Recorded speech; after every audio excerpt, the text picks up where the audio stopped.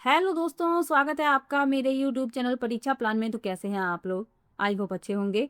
तो जैसा कि आप लोगों को पता है कि ईवीएस को एनसीईआरटी के शॉर्ट नोट्स बनाकर मैं पढ़ा रही हूँ। ये क्लास दूसरी है। एक वीडियो इसके पहले आ चुकी है जिसमें मैंने 3 लेसन कंप्लीट करवाए हैं। ये जो बुक आप देख रहे हैं जो मैंने साइड में लगा रखी है, ये क्लास थर्ड की एनसीईआरटी की क्लास थर्ड की ईवीएस की बुक है, जो पुरानी बुक है। अब वो जो किताबें थी, पुरानी वाली जो किताबें थी, वो सभी बदल चुकी हैं। नई किताब है ये। इसका नाम है हमारा अद्भुत संसार, कक्षा 3 के लिए पाठ्य पुस्तक, और हमारे आसपास की दुनिया के बारे में इसमें बताया गया है। कल मैंने 3 लेसन पढ़ाए थे, जिसमें पहला लेसन था मेरा परिवार और मित्र, दूसरा था मेले में हम, और तीसरा था त्योहार मनाएं एक साथ। इनसे संबंधित प्रश्न बनने की संभावना है। तो 3 लेसन मैंने पहले वीडियो में कंप्लीट पढ़ाए हैं। अब इस किताब में ऐसा नहीं है कि प्रत्येक लेसन से संबंधित जो प्रश्न है वो पूछे जाएं, यानी प्रत्येक लेसन में आपके एग्जाम के लिए इम्पोर्टेंट टॉपिक नहीं है। जिस भी लेसन में है उसके मैंने नोट्स बनाए हैं। बस इतना आप लोगों को ध्यान रखना है। 3 लेसन मैंने कंप्लीट पढ़ा दिए हैं। आगे के जो लेसन है वो आज की वीडियो में कंप्लीट पढ़ाऊंगी। और क्लास थर्ड से लेकर 5th तक जो ईवीएस की जो बुक है आपकी, उसके नोट्स मैंने बना लिए हैं। क्लास थर्ड की जो बुक है उसकी नई किताब के नोट्स हैं, जो नई किताब है ये वाली, उसके नोट्स हैं। लेकिन आपके सिलेबस के जो टॉपिक हैं जिनसे संबंधित प्रश्न पूछे जाएंगे वो पुरानी किताबों में हैं। तो क्लास 4th और 5th के जो नोट्स मैंने बनाए हैं वो पुरानी किताबों के हैं। आप लोगों को यदि नोट्स चाहिए तो कमेंट में नोट्स जरूर लिखिएगा। चलिए आज की वीडियो को शुरू करते हैं। वीडियो देखने के बाद यदि आपको अच्छा लगे, हेल्पफुल लगे, तो वीडियो को लाइक और शेयर कीजिएगा। और यदि आप चैनल पर नए हैं तो चैनल को सब्सक्राइब कर लीजिए। और यदि आप मेरे चैनल से जुड़े हैं तो ईवीएस की चिंता छोड़ दीजिए। कंप्लीट ईवीएस में पढ़ाऊंगी। पहले एनसीईआरटी के नोट्स से पढ़ाऊंगी, उसके बाद जितने भी महत्वपूर्ण प्रश्न हैं उन सभी की प्रैक्टिस भी करवाऊंगी, और उसमें मैं पीवाईक्यू भी शामिल कर लूँगी। तो बिल्कुल निश्चिंत हो जाइए। बस आपको करना क्या है, वीडियो को शेयर करना है, लाइक करना है और चैनल को सब्सक्राइब कर लीजिए। तो चलिए आज के वीडियो को शुरू करते हैं।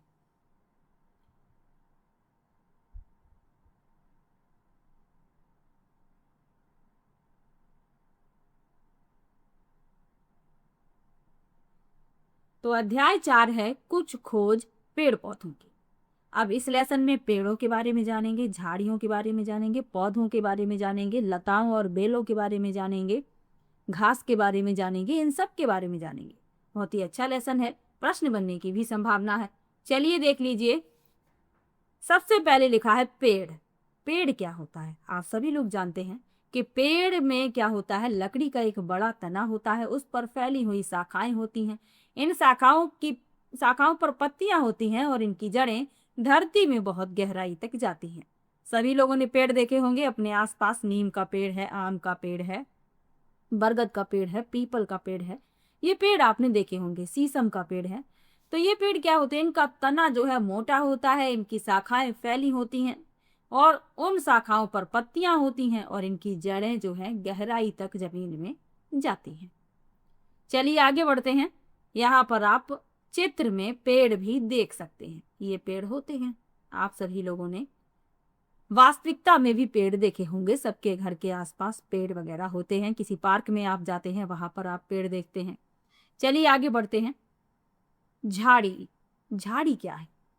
तो झाड़ियां जो होती हैं ये मध्यम आकार के वे पौधे हैं जिनमें कई तने होते हैं और इनकी शाखाएं धरती पर ही फैली होती हैं। यानी झाड़ियां जो होती हैं मध्यम आकार के पौधे हैं।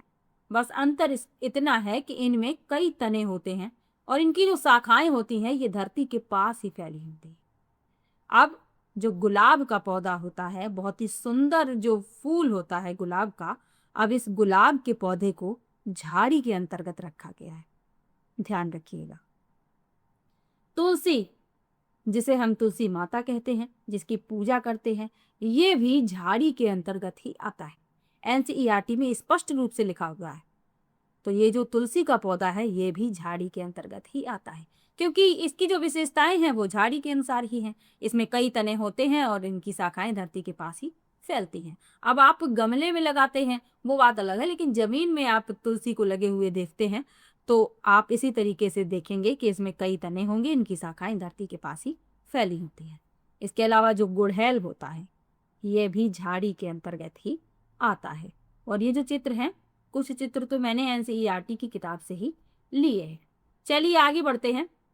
जो दालें हम खाते हैं जैसे अरहर, मसूर, मूंग, उड़द, ये सभी झाड़ियों के ही बीज हैं। अब आपको सुनकर आश्चर्य हो रहा होगा कि जो दालें हम खा रहे हैं वो झाड़ियों के बीज हैं। बिल्कुल, जो दाल आप खाते हैं जो प्रोटीन से भरपूर मात्रा जिनमें होती है प्रोटीन की, तो ये सभी झाड़ियों के ही बीज होते हैं। यानी कि दाल का जो पौधा है वो झाड़ी के अंतर्गत आता है। ग्रामीण क्षेत्र से जो लोग बिलोंग करते हैं जरूर उन्होंने देखे होंगे अरहर का जो पौधा होता है जिसमें अरहर लगती है। मसूर का भी देखा होगा, मूंग का भी देखा होगा, उड़द का भी देखा होगा। तो ये सभी झाड़ियों के अंतर्गत आते हैं। तो सीधी साधारण सी बात याद रखिए कि जो दालें हम खाते हैं वो झाड़ियों के बीज हैं। चलिए आगे बढ़ते हैं। जड़ी बूटियां, पेड़ के बारे में बता दिया, झाड़ी के बारे में बता दिया। जड़ी बूटियां क्या है? तो जड़ी बूटियां बहुत ही छोटे पौधे होते हैं, यानी बहुत ही छोटे से पौधे होते हैं, उन्हें हम जड़ी बूटी कहते हैं। इसके तने बहुत ही मुलायम होते हैं और कभी भी लकड़ी जैसे सख्त नहीं होते। घास भी जड़ी बूटियों का ही एक प्रकार है। तो जड़ी बूटियां क्या है? छोटे पौधे हैं, तने बहुत मुलायम हैं, कभी भी लकड़ी जैसे सख्त नहीं होते, और जो घास है वो भी जड़ी बूटियों के अंतर्गत ही आती है। अब जैसे पुदीना है, ये जड़ी बूटी के अंतर्गत आता है। टमाटर का पौधा भी जड़ी बूटी के अंतर्गत ही रखा गया है, एनसीईआरटी में बाकायदा लिखा हुआ है, और ये जो चित्र है ये भी वहां पर छपा हुआ है। धनिया जो है आप सब्जी में ऊपर से काट कर डालते हैं, तो इसकी विशेषताएं जो हैं जड़ी बूटी के ही समान है। छोटे से पौधे होते हैं, तने बहुत ही मुलायम होते हैं, तभी तो आप इनको आसानी से ऐसे तोड़ पाते हैं। और ये सरसों आप देख रहे हैं। चलिए आगे बढ़ते हैं। घास, सभी लोगों ने घास देखी होगी, किसी पार्क में, अपने घर के आसपास, गली में, किनारे, कहीं पर भी, खेतों में ये घास जो है आसानी से उगाती है। अब इसकी विशेषता क्या है? ये भी जड़ी बूटी के अंतर्गत ही आती है, लेकिन इसकी अलग से विशेषता क्या है कि इसके जो पत्ते होते हैं पतले और चपटे होते हैं। इसके पत्ते आपने देखे होंगे, पतले होते हैं और चपटे होते हैं। और इनके तने कैसे होते हैं? खोखले। कभी भी घास का एक तना निकाल कर देखिएगा, खोखला होगा, ठोस नहीं होता है, ध्यान रखिएगा। चलिए आगे बढ़ते हैं। अब ये महत्वपूर्ण है।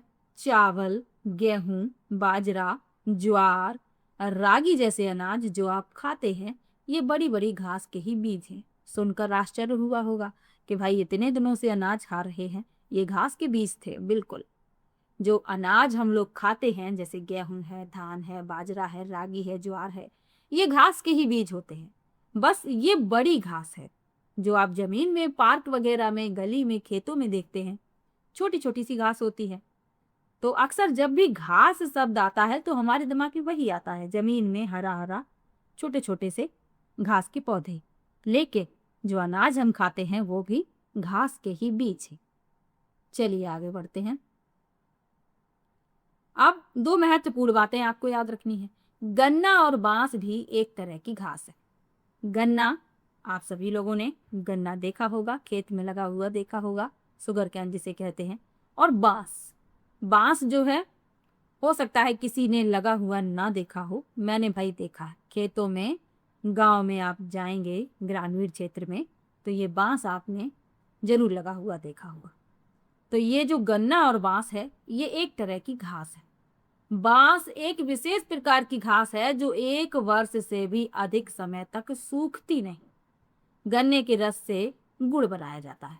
तो अब से आपसे पूछा जाए कि गन्ना क्या है, पौधा है, पेड़ है, झाड़ी है, तो आपको याद रखना है कि गन्ना घास है, एक तरह की घास है। और बांस भी घास है। बांस जो है 1 वर्ष से अधिक समय तक नहीं सूखता। ऐसी घास है ये कि 1 वर्ष से अधिक समय तक ये नहीं सूखती है। ये है बांस, यहाँ आप देखेंगे। और ये गन्ने हैं। गन्ने से गुड़ बनाया जाता है और शक्कर भी बनाई जाती है। यहाँ मैंने लिखना भूल गई हूँ, याद रखिएगा, शक्कर भी जो चीनी होती है वो भी गन्ने से ही बनाई जाती है। और बांस जो है सबसे बड़ी घास है। एक प्रश्न पूछ लिया जाता है कि सबसे बड़ी घास कौन सी है, तो याद रखिए बांस जो है सबसे बड़ी घास। चलिए आगे बढ़ते हैं, बिल्कुल अच्छे से इंटरेस्टेड होकर पढ़िए। और ये जो वीडियो आप 1-2 बार देखेंगे, आपको कुछ भी इस नोट्स की भी ज़रूरत नहीं पड़ेगी। फिर भी यदि आपको चाहिए तो एग्ज़ाम से पहले ये पूरा नोट्स मैं प्रोवाइड करवा दूंगी। बस आप लोगों से मेरी एक ही रिक्वेस्ट है कि वीडियो को ज़्यादा से ज़्यादा शेयर कीजिएगा और लाइक कीजिएगा। जैसे ही ये ईवीएस मैं कंप्लीट पढ़ा दूंगी, और जिसे भी नोट्स चाहिए हो कमेंट में नोट्स ज़रूर लिखिएगा। और ये नोट्स मेरे टेलीग्राम पर आपको बिल्कुल फ्री में मिल जाएगा, कोई प्राइस नहीं है, कुछ भी नहीं, बिल्कुल फ्री में। चलिए आगे बढ़ते हैं। लिखा है लताएं और बेलें। लताएं और बेलों के बारे में भी जान लीजिए। लताओं और बेलों के तने पतले और लचीले होते हैं। इनके जो तने होते हैं पतले होते हैं, लचीले होते हैं। लताएं अन्य पौधों का सहारा लेकर ऊपर चढ़ती हैं और बढ़ती। अब जो लताएं होती हैं, सबसे अच्छा उदाहरण देखेंगे आप, आपके घर में मनी प्लांट होगा, और ये चमेली का पौधा लग रहा है, ये मनी प्लांट। और जैसे लौकी है, खीरा है, कद्दू है, ये भी लताएं और बेलों के अंतर्गत ही आते हैं। अब ये जो खेतों में लगाए जाते हैं तो जमीन पर ही फैल जाते हैं। और ये जो आप देखेंगे मनी प्लांट है, यदि आप इसको सहारा दे दें, रस्सी वगैरह बांध दें या कोई लकड़ी वगैरह रख दें, तो ये उसी पर सहारा लेकर ऊपर चढ़ जाती है। चलिए आगे बढ़ते हैं। बेलें जो हैं धरती पर ही बढ़ती हैं। कुछ लताएं जिस पौधे का सहारा लेकर चढ़ती हैं उसी से अपना भोजन भी लेती हैं। कुछ लताओं की बात हो रही है, जैसे अमरवेल। अमरवेल जो है जिस भी पौधे पर चढ़ती है उसी से अपना पोषण भी लेने लगती है, तो याद रखिएगा अमरवेल।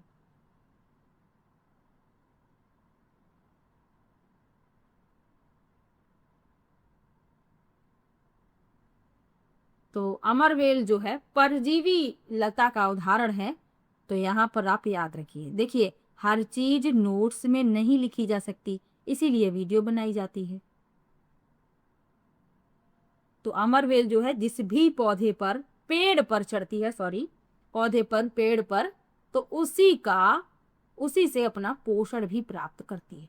परजीवी लता का ये उदाहरण है। चलिए इतनी बात समझ में आई होगी। अब इसी लेसन में बताया गया है सबसे बड़े फूल के बारे में। तो ये कहाँ पाया जाता है? मिजोरम में। याद रखिए, मिजोरम में पाया जाने वाला फूल रैफ्लेसिया सबसे बड़ा फूल है, और यह एक छाते जितना बड़ा है। जो छाता आप बरसात में प्रयोग करते हैं उतना बड़ा ये फूल होता है, ये आप देख सकते हैं। तो ये सबसे बड़ा फूल है, याद रखिए, रैफ्लेसिया, और पाया जाता है मिजोरम में। चलिए आगे बढ़ते हैं। इसी लेसन में पौधों के भाग के बारे में बताया गया। पौधे के भाग क्या क्या होते हैं? नीचे ये होती हैं जड़ें, उसके बाद बीच में आप जो देख रहे हैं ये होता है तना। तने में होती हैं पत्तियां, फिर फूल और फिर फल। बस आपको इतने पौधे के भाग याद रखने हैं। चलिए आगे बढ़ते हैं। अध्याय 5 है पेड़ पौधे और पशु पक्षी हैं 7। चौथा अध्याय समाप्त हुआ। पेड़ के बारे में, झाड़ी के बारे में, घास के बारे में जो भी महत्वपूर्ण तथ्य थे वो मैंने आपको बता दिए। अब अगले अध्याय पर चलते हैं, क्योंकि मैं एक साथ 2-2, 3-3 लेसन करवाऊंगी ताकि जल्दी से आपका ये कोर्स कंप्लीट हो जाए। फिर मैं इंपॉर्टेंट क्वेश्चन की प्रैक्टिस करवा दूं और अच्छे से आपका ईवीएस तैयार हो जाए। पेडागोजी के क्वेश्चन की प्रैक्टिस भी मैं करवाऊंगी। बिल्कुल निश्चिंत रहिए। यदि आप मेरे चैनल से जुड़ गए हैं, आप पिछली वीडियो देख सकते हैं, प्लेलिस्ट चेक कर सकते हैं। यदि मैं प्रॉमिस करती हूँ तो मैं पूरा करवाती हूँ, बीच में कभी नहीं छोड़ा मैंने। तो अध्याय 5 है पेड़ पौधे और पशु पक्षी हैं 7। तो मिट्टी पृथ्वी की सतह की सबसे ऊपरी परत है, बिल्कुल आप जानते हैं। मिट्टी जो है पृथ्वी की ऊपरी सतह पर क्या है? मिट्टी ही तो है। आप मिट्टी को ही खोदते हैं, और उसके नीचे भी कई प्रकार की परतें होती हैं। तो सबसे ऊपर जो पाई जाती है वो है मिट्टी। यह उन चट्टानों से बनी है जो बहुत धीरे धीरे छोटे छोटे टुकड़ों में टूटती रहती है। इसमें पेड़ पौधों की सूखी पत्तियां, जड़ें, मृत जानवर, कीट आदि भी होते हैं। यहाँ आप देख सकते हैं, ये एक चित्र दर्शाया गया है जिसमें पृथ्वी के अंदर जो परतें हैं, मिट्टी की जो परतें हैं वो दिखाई जा रही हैं। चलिए आगे बढ़ते हैं। आगे लिखा है, मिट्टी अपने भीतर रहने वाले बहुत से जीव जंतुओं के साथ जीती जाती है। इनमें से कुछ को आप अपनी आंखों से देख सकते हैं और कुछ इतने छोटे होते हैं कि आप उन्हें नहीं देख पाते। तो मिट्टी जो है, मिट्टी के भीतर बहुत सारे जीव जंतु होते हैं। कुछ को तो आप आसानी से देख पाएंगे, जैसे केंचुआ है, उसे आप आसानी से देख पाएंगे। और भी जीव जंतु हैं जिन्हें आप देख पाते हैं, लेकिन कुछ इतने छोटे होते हैं जिन्हें आप नहीं देख सकते। मिट्टी की ऊपरी परत पर घास एवं पत्तियों में आपको कई तरह के कीट घूमते हुए दिखाई देंगे। तो जो ऊपरी वाली परत है उस पर आप देखेंगे कई तरीके के कीट, जैसे चींटियां हैं, दीमक हैं, छोटे कॉकरोच हैं और टिड्डे आदि बताएंगे। निंदनीय है ये। चलिए देखते हैं। तो मिट्टी की ऊपरी परत पर घास एवं पत्तियों में आपको कई तरह के कीट घूमते हुए दिखाई देंगे, जैसे चींटियां, दीमक, छोटे कॉकरोच और टिड्डे आदि। चलिए आगे बढ़ते हैं। वर्षा के समय जब मिट्टी गीली होती है तब आपको और भी बहुत से कीट देखने को मिलेंगे, जैसे केंचुए और कनखजूर। क्योंकि वर्षा के समय मिट्टी गीली हो जाती है तो ये जो कीट हैं, जैसे केंचुआ है, कनखजूरा है, ये ऊपर आते हैं ऑक्सीजन यानी सांस लेने के लिए। तो इसीलिए ये निकल कर ऊपर आ जाते हैं। तो बरसात होती है, जब मिट्टी बहुत गीली हो जाती है तब आप देखेंगे खेतों में बहुत केंचुए दिखाई देते हैं, क्योंकि जो भी जमीन के अंदर होते हैं वो सब ऊपर आ जाते हैं। चलिए आगे बढ़ते हैं। आगे लिखा है, पशु पक्षी और कीट अपने भोजन, आवास और आराम के लिए अलग अलग पेड़ पौधों के अलग अलग भागों को उपयोग में लाते हैं। बिल्कुल लाते हैं। जो पशु पक्षी हैं, कीट हैं, ये क्या करते हैं, जो पेड़ पौधे होते हैं उनके अलग अलग भागों का उपयोग करते हैं। जैसे ऊंट और बकरियां पौधों के पत्ते खाते हैं। ये सब NCERT में आपकी में लिखा हुआ है और यहाँ पर मैंने शॉर्ट में लिखा। तो ऊंट और बकरियां होती हैं, ये पौधों के पत्ते खाते हैं।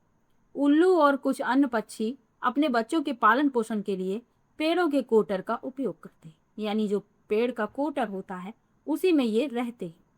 गिलहरियां और पक्षी पेड़ पौधों के तिनकों से अपना घर बनाते हैं और इनमें अपने बच्चों का पालन पोषण करते हैं। अब आप जितने भी पक्षी देख लेंगे, ज्यादातर पक्षी जो है अपना घोंसला पेड़ों पर ही बनाते हैं। ऐसा नहीं है सभी पक्षी पेड़ों पर बनाते हैं, क्योंकि पक्षियों के घोंसलों के बारे में अभी आप पढ़ेंगे तब आप जानेंगे कि पक्षी अपना घोंसला किस तरीके से बनाते हैं। ये आपको जल्द ही पढ़ने के लिए मिलेगा। चलिए आगे बढ़ते हैं। बंदर पेड़ पौधों के फलों को खाना पसंद करते हैं। एक पेड़ से दूसरे पेड़ पर बंदर कूदते भी रहते हैं। और सनबर्ड और तितलियां फूलों का रस चूसती। दर्जन चिड़िया पेड़ों के पत्तों को सिलकर अपना घोंसला बनाती है।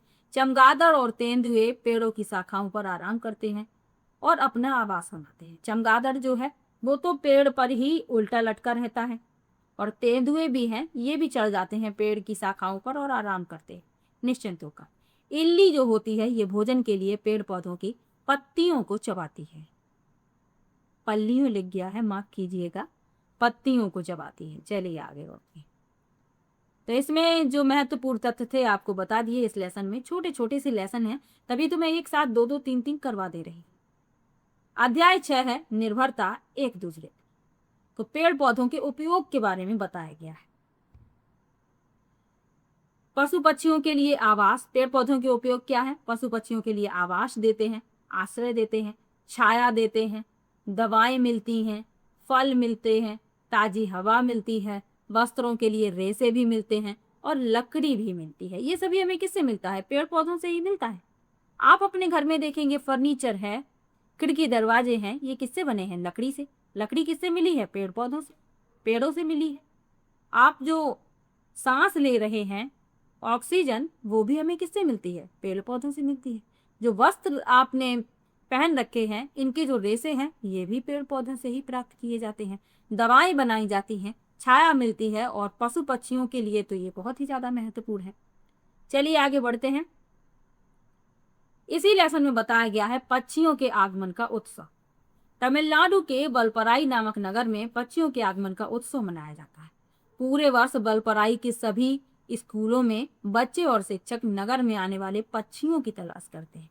आपको क्या याद रखना है? तमिलनाडु का वलपराई नगर, इसमें क्या किया जाता है? पक्षियों के आगमन का उत्सव मनाया जाता है।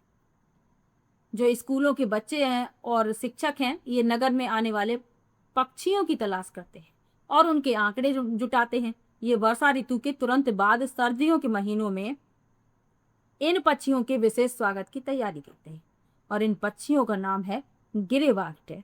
ये पक्षी आप देख रहे हैं, इसका स्वागत किया जाता है और इसका नाम याद रखना है गिरेवागटे। क्या याद रखना है? तमिलनाडु का वलपराई नगर, इसमें गिरेवागटेल के आगमन का स्वागत किया जाता है। ये पक्षी आप इस चित्र में देख सकते हैं। चलिए आगे बढ़ते हैं। स्थानीय भाषा में इन पक्षियों को सामान्यतः वालट्टी कुरुवी कहते हैं। क्या कहते हैं? वालट्टी कुरुवी स्थानीय भाषा में कहा जाता है। शीत ऋतु में गिरेवागटेल, शीत ऋतु में 2 बार लिख गया है, शीत ऋतु में गिरेवागटेल पर्वतीय क्षेत्रों से भारत के गर्म प्रदेशों में आती है। यानी पर्वतीय क्षेत्रों में क्या होता है? बहुत अधिक सर्दी होती है, तो ये भारत के गर्म प्रदेशों में आती है और कुछ महीनों के लिए यहाँ रुकती है। वलपराई में जब पहली गिरेवागटेल पहुंचती है तो बच्चे व शिक्षक इन पक्षियों के स्वागत में बड़े बड़े पोस्टर लगाकर उनके आगमन का उत्सव मनाते हैं। तो ये जहाँ पर रहती है वहाँ अत्यधिक ठंड होती है, तो जब वहाँ बहुत अधिक ठंड होने लगती है तो ये भारत के ऐसे प्रदेशों में आ जाती है जहाँ पर गर्म जलवायु है, गर्म प्रदेशों में आ जाती है और कुछ महीनों के लिए रुकती है, फिर वापस चली जाती है। तो जब पहली गिरेवागटेल पहुंचती है तो शिक्षक और बच्चे इसका स्वागत करते हैं, बड़े बड़े पोस्टर लगाते हैं, उनके आगमन का उत्सव मनाते हैं। अब लिखा है पेड़ लगाती हैं गिलहरियां। कैसे लगाती हैं? हजारों ऐसे पेड़ हैं जो अनजाने में ही गिलहरियों द्वारा लगाए गए हैं। गिलहरियां अपने भोजन के लिए बीज, मेवे आदि जमीन में दबाकर भूल जाती हैं। अब जाने अनजाने में गिलहरी बहुत सारे पेड़ लगाती है, क्योंकि ये क्या करती है? अनाज है, अपना अनाज जो है जमीन में दबा देती है, फिर ये भूल जाती है कि उसने कहाँ दबाया था। तो जो बीज होता है वो कुछ दिन बाद पौधे में अंकुरित हो जाता है, यानी बीज अंकुरित हो जाता है, पौधा बनता है, फिर पेड़ बन जाता है। तो जाने अनजाने में गिलहरियां हजारों पेड़ लगा देती है, ये आपको याद रखना है। और जो गिलहरी होती है इसके जो दांत हैं ये बढ़ते रहते हैं, इसलिए ये घिसते रहें तो ये कुछ ना कुछ काटती या कुतरती रहती है। तो याद रखिए चूहे के भी दांत बढ़ते रहते हैं, लेकिन एनसीईआरटी में गिलहरी का जिक्र किया गया है। तो आपको यदि ऑप्शन में गिलहरी दिखे तो आप गिलहरी ही टिक कीजिए, क्योंकि इसी का जिक्र किया गया है एनसीईआरटी। तो आज 3 लेसन मैंने कंप्लीट इस वीडियो में करा दिए हैं, यानी कुल 6 लेसन आपके कंप्लीट होते हैं, चौथा, पांचवा, छठवां। पहली वीडियो में पहला, दूसरा, तीसरा करवाया था, आज चौथा, पांचवा, छठवां करवा दिया है। यानी एनसीईआरटी की क्लास 3 की नई वाली बुक के 6 चैप्टर आपके कंप्लीट होते हैं। वीडियो आप लोगों को कैसा लगा कमेंट बॉक्स में जरूर बताइएगा। वीडियो को लाइक कीजिएगा, चैनल को सब्सक्राइब कर लीजिएगा। इसके पहले वाली वीडियो यदि नहीं देखी है तो एक बार समय निकाल कर जरूर देख लीजिए और लगातार वीडियो देखते रहिए। पूरा ईवीएस मैं कंप्लीट पढ़ाऊंगी, बिल्कुल निश्चिंत रहिएगा। यदि आप मेरे चैनल से जुड़ गए हैं, पीडीएफ चाहिए तो कमेंट में नोट्स जरूर लिखिएगा। चलिए मिलते हैं नेक्स्ट वीडियो में। वीडियो कैसा लगा कमेंट बॉक्स में जरूर बताइए। वीडियो को लाइक कीजिए, चैनल को सब्सक्राइब कर दीजिए। मिलते हैं नेक्स्ट वीडियो में, तब तक के लिए बाय बाय।